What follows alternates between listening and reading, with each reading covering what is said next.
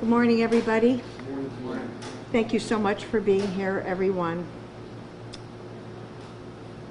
This joint press conference with the City of Springfield and AIC is to share planned improvements to pedestrian safety on the nearby Wilbraham Road crosswalk, which was the scene of a tragic accident last month. We are pleased to welcome the Honorable Mayor Dominic Sarno, Springfield City Councilor Melo Brown, Springfield DPW Director Chris Signoli. Springfield Commissioner Cheryl Clapprood was unable to attend today, but we're very pleased to have Springfield Police Deputy Chief Bill Cochran with us. And joining all of our distinguished officials here is AIC alumnus and Board of Trustees Chairperson Frank Colicino. I'm going to ask each of our guests to take a few moments to come up and say a few words and to highlight the plans for improvement of this area. And so we're going to have Mr. Mayor come up first. Thanks, Candy, Thank very you. much. Thank you, Candy. And to President Vince Miniacci. Vince, always good to see you, and appreciate the collaboration we have here in partnership with AIC, and attended AIC an honorary degree, and my youngest daughter, Karina Chiaro, will be entering her senior year at AIC. I also want to thank the chairman of the board and longtime friend, Frank Colicino, for being here. Councilor Malo Brown, who worked hand in hand with me on this situation, as did our DPW director, Chris Signoli, and Emmanuel Russell, who lives right in the neighborhood also, from our engineering division, who worked heart and soul with this, city engineer Andrew Card and Chris Signoli, and I know he lives right in the shadow of this neighborhood, as does Councilor Brown. And I want to thank Deputy Chief Bill Cochran, who was pinch hitting for Commissioner Cheryl Clapprood today. We come together because of a tragedy that occurred with Lonnie Kretschmar, who was beloved by the AIC student staff administration, was Vince's right hand for many, many years. And even though it was a tragedy, and Lonnie, God rest your soul as you look down upon us from heaven, many a times when these things occur, good comes from it, and it will come in memory of Lonnie. We've huddled together to work with AIC, and under the direction of DPW Director Chris Signoli, and working with the Police Department, Commissioner Clapprood, we put together, and Councilor Brown, a plan on how to make that crosswalk much more safer. It was a tragedy. People must be aware, have to be aware of distracted driving and obeying the traffic rules and regulations. We don't want this to occur to anyone anywhere here in the city of Springfield. And I also want to thank Lieutenant Malkowski, who's here, who works very closely when it comes to traffic issues in the city of Springfield. So what we put forth, and again working with Councilor Malo Brown and my city team, the crosswalk where this tragic incident occurred, stated improvements are going to happen. There will be, and Director Signoli will speak about that, there will be a hawker's light that will be going there. There will be a raised crosswalk. The roadway area will also be what we call skinnied a bit. Preventative signage is going to be up. And there's also going to be an educational effort that is going to be put forth for the neighborhood, and AIC is going to do their own, and through the police department too. Sending that message that people need to be cognizant when they're driving their vehicle. COVID-19 has caused a lot of issues and problems. Some of the obvious. Others have not been so obvious, but we're seeing them now. When you didn't have a lot of traffic on the roads, many people, continue to, whether blow through a stop sign, blow through a red light, go right through a crosswalk. And even though you set foot in that crosswalk, here's where the educational aspect comes in. That does not guarantee your safety. if somebody is not abiding by the rules and regulations of the Chapter 90 traffic laws. So this is a substantial investment that the city of Springfield is going to be making, my administration. It's the right thing to do. The right thing to do. It's about $500,000 as we move forward. And it's in memory of Lonnie. And I know there's members, family members that are here. We wish we weren't here for that reason, but this is going to make it much more safer, not only for AIC students, staff, and administration, but for my residents up here in the Mason Square area.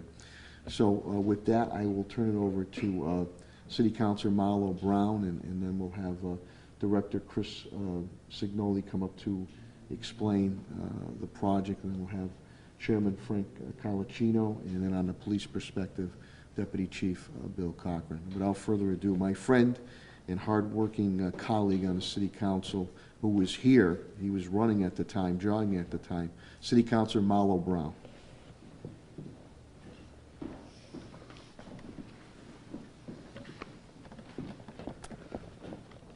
I first want to thank my Lord and Savior, Jesus Christ.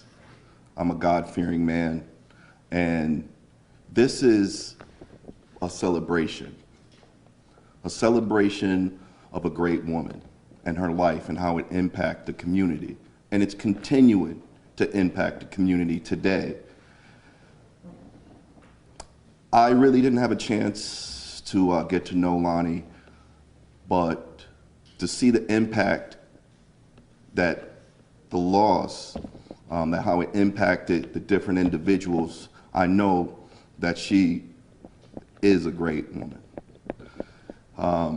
With that being said, I do believe that she's looking down and her job is well done. Job well done. I also want to thank, first and foremost, our mayor. When I notified him, I reached out, the AIC members have reached out to me, I reached out to the mayor, and he immediately came to my aid. When I became a city councilor in this area, since I only represent this area, I live right up the street, I promised the people who lived here that we were going to bring a form of safety. And I want to commend the mayor for doing so. Unfortunately, we do know in the certain area that it is speeding going on and distracted driving. But I want to commend the mayor and the amount of effort that he put in to making this project come into light in such a short time. Not only did he put his full engineering team, he also put his money where his mouth was. And now this project isn't a project that happens overnight, and to see the way that this project has just expedited, it's amazing. I want to commend everyone that's here. Of course, my brother in the neighborhood. And these are the people behind the scene who actually design it and make sure that it's working. So I won't be too long. I know you guys want to know the ins and outs of how this is actually going to be done. So I'm going to call up, I guess, the brains, one of the biggest brains behind the design, because it takes engineering. You got to cut here. It takes studies. So this was really, really amazing, and I want to commend him also. So, my friend Chris. No, well, thank you. Good morning, I guess. I want to make sure it was still morning. Unfortunately, accidents of all shape and scale happen around the city. Vehicle accidents, pedestrian accidents, people on bicycles. One of the things that we do at DPW is we spend a lot of time talking with people like Mel Kwiatkowski and Lieutenant Kwiatkowski and Deputy Chief Cochran to look at what we think and happened, why what we can do as a city, what we can do as a DPW, what we can do as a police department, and what we can do as a mayor's office to try and find some of these solutions. In looking at the location here, throughout the city, as Councilor Brown said, we are seeing a huge uptick in accidents. Whether it is from distracted driving or speeding, they are occurring. So when we started to look at the location here, we looked at a number of options for the development of the crosswalk here. And as the mayor stated before, in terms, it sounds kind of simple, but there's a lot of engineering that's going to go behind it. The roadway where the crossing is going to be narrowed. The roadway now is about 40 feet. We're going to be narrowing it down to about 24, so that there will be a visual as you are driving on the road that the roadway is being narrowed. At the crossing location, where the crosswalk is, it will become a raised crosswalk, not just for 3 feet, 4 feet, 5 feet. It will most likely be something a little wider, so that when people who are driving 40 miles an hour hit it, and they're not supposed to be going 40, they will know that they hit something, so it will happen once. And obviously with all the advanced signage, and then as the mayor mentioned, we are putting up what is called the Hawk system, which as a pedestrian comes to that location and wants to cross the street, they hit the button, the light turns red. There is one on State Street, just down by the Indian motorcycle apartment buildings, that was installed a little bit over a year ago. That is basically the exact same thing. The only difference here is that the roadway is going to be narrowed. We're dealing with 2 lanes. The one over there deals with a 4-lane over there, but it is that type of construction that we are doing. We have to do some traffic analyses. We obviously have to do engineering design when you narrow the roadway. Today's not a good day to talk about it, but dealing with drainage and problems like that get created. So we will be starting the design immediately. The final design, we did all of the preliminary work up to now. Our goal is to get the construction piece, the roadway piece, the crosswalk, et cetera, done, by the end of this construction season. The Hawk system itself, the electronics and things like that have been taking a long time to come in. So, we would have everything ready so when those items come in, they would be able to be installed immediately. So we've done a number of these types of crosswalks throughout the city. We just did one on St. James Avenue in the area of Wellesley Street. We narrowed work on Worthington Street. We are doing some on Main Street in Indian Orchard as well. So these types of improvements we've been pushing throughout the city. But what I really also need to do is say thank you and congratulate Emmanuel Russell, who is here, and Andy Carr, my city engineer, who really put these options together. And when we presented them to AIC and got the full support of what we were proposing, obviously is the reason why we're here today. So I want to say thank you to them. And we are entering the design so that we can get going with the construction. I would hope the construction will be able to start within the next 5, 6, 7 weeks and be able to get the work done, as I said, throughout this fall before the end of the construction season, so it's in place. With that, I will turn it over to Frank Colicino, unless you would like to have Billy. You want to close, Frank? You'll be the closer. All right. Billy's itching to talk, I can tell. Billy Cochran, and then the Red Sox could use a closer. Yeah. Thank you. Hi, good morning. First, on behalf of the Springfield Police Department, my deepest sympathies to the family, Lonnie's family, for your loss. Tragedy that we had to be here today talking about this. I wish we weren't.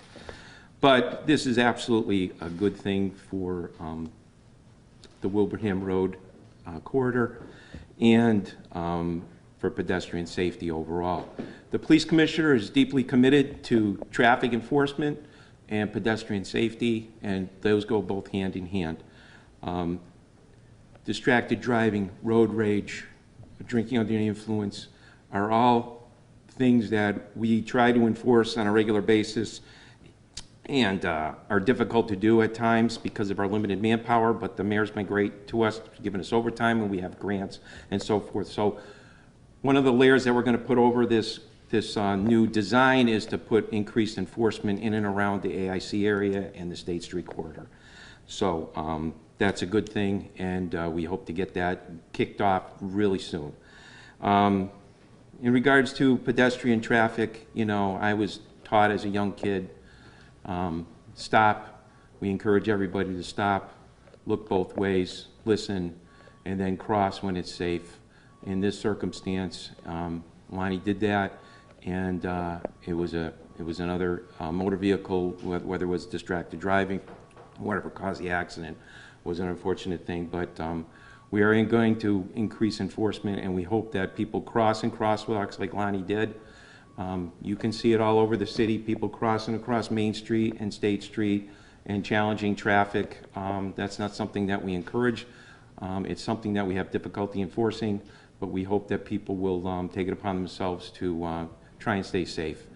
In closing, you know, the commissioner is completely supportive of this new change, this new design out here. I think it's going to be great for the neighborhood. It's going to be great for the students here and the employees, and you know, it's just something that's probably overdue. So, thank you. Thank you, Deputy Chief. Chairman Colacino, Frank, the closer.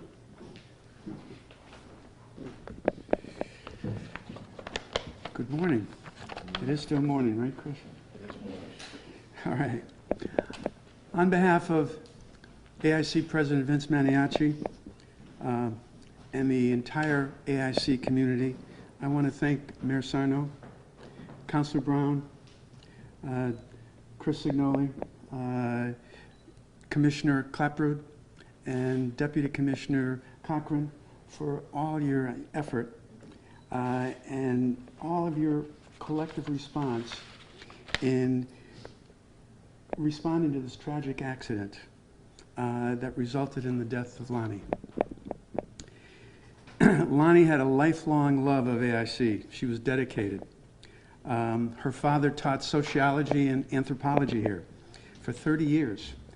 She and her sisters grew up at AIC, and she returned. She even graduated from AIC. She returned 10 years ago as Vince's executive assistant and assistant to the Board of Trustees.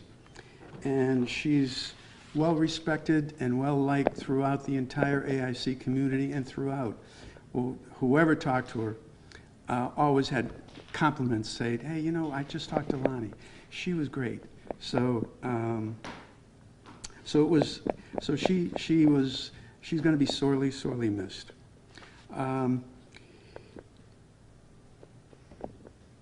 You know, the efforts that the mayor and Councilor Brown and the police department and Public Works, just amazing getting this all together in such a short period of time. And this will be good not only for the AIC students and employees, but for our neighbors as well. And I want to thank the media for coming out and really helping us to get this message across. Now, you see a picture of Lonnie here, and I don't know, you see a picture of 3 young girls over there, if you look. At the dedication, at the memorial for Lonnie, the sisters, Lonnie's sisters, told us a story about that picture. And that picture was an idea for their parents. And the parents put it in their house, and then they kept moving. And the picture never got up. So every time one of the sisters got a house, they got the picture. So it was a traveling picture. So they thought it was fitting for AIC to have that picture. So we're hanging it up in this room in memory of Lonnie.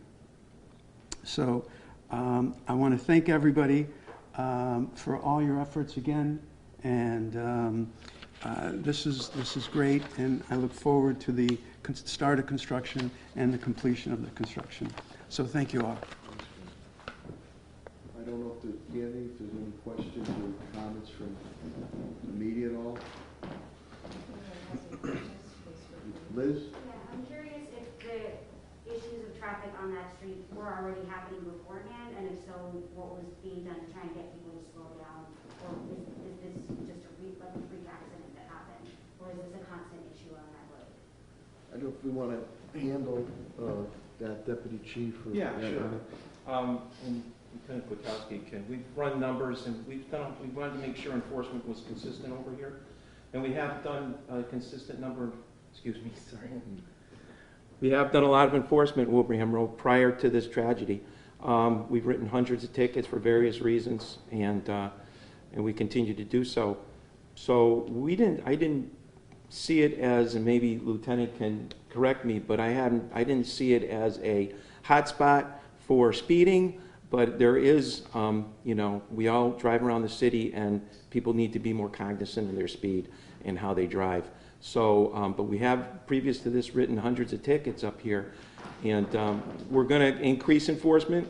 We're going to do it the best we can, you know, cognizant of what the neighborhood's wishes are, and we're going to try and concentrate on making sure people slow down and are you know, more cognizant of pedestrian traffic. Liz Mania, just to let you know, with the situation, as Director Signoli had indicated, once something like this occurs, and a review is done of the situation with DPW, with police, any entities that are in the area, whether it was a residential area, business, in this case, AIC, American International College, to see what predicated it. And then that's an investigation. You can't speak on that. But then to see if there was a situation that jumped out, what better can be done to alleviate this happening again. Quickly, a review was done. We didn't. We're not going through you know, the MassDOT, or we're not going through the Pioneer Valley Planning Council. Sometimes that takes a while. We took it upon our own. So when it was with Councilor Brown was brought to our attention, the XYZs were looked at and say, you know, this situation, here's how this situation can see a marked enhancement or improvement for the neighborhood area, which includes AIC on it. Now, here's the other thing, too. We have been doing this across the city to enhance pedestrian safety. Whether the Hawker systems worked very well on the State Street corridor there. We're out Orchard, Main Street, up in the, you said Wesley Street, we're putting them up over there. Any new traffic improvements or paving improvements we're doing, and lights, the traffic lights. So that's how it's looked at. So a plan was put together. And again, I commend Director Signoli and Emmanuel Russell and City Engineer Andrew Card. We reviewed it, and then we took it to, with Councilor Brown, the AIC, to review it, to get their thoughts and suggestions. And we were pretty much on the money what we were looking to do. So it's that we have to do it in memory of Lonnie. We wish we didn't have to do it on that, but that's what occurs. And sometimes there's situations that even with everything you do to make it preventative, something can occur. So that's why the education component of this is going to be extremely important. And Chris brought it up too, and so did Deputy Chief Cochran in our meeting. That button sometimes, you know, you have to press that button, and you have to wait. Some people will not press the button. They won't wait. They feel they get step foot and go. You know, in this case, Lonnie did everything right. But I think another thing was looked at, Liz, and then I'll sit down for any other questions for others. We have seen a marked increase since COVID-19, because I don't want to say the roads were desolate, but the roads were not that busy. People literally being so disrespectful and just blowing through stop signs, blowing through red lights, didn't bother them at all, because there's nobody on the roads. Well, some have continued to do that, which causes tragedy. Distracted driving, which can cause tragedy on it. So there's going to be a mix of enforcement, and as Deputy Chief Cochran indicated, we've issued numerous tickets. And at times, you know, I know I harp on it, but the courts need to back us up too. because we get the run, I think in Commissioner Clapper's column today in the paper, she reported on, we issued a number of tickets, citations, or enforcement we're looking at, and many times they're being dismissed in court. That doesn't send a good message to the community. It sends a message to that driver, he or she, that, what's the big deal? I paid my $25, I'm going to continue to do what I normally do and drive disrespectfully. So that comes into play too. So a full look is done when these tragic situations occur. I don't know if there's any other more questions or comments at all. Okay.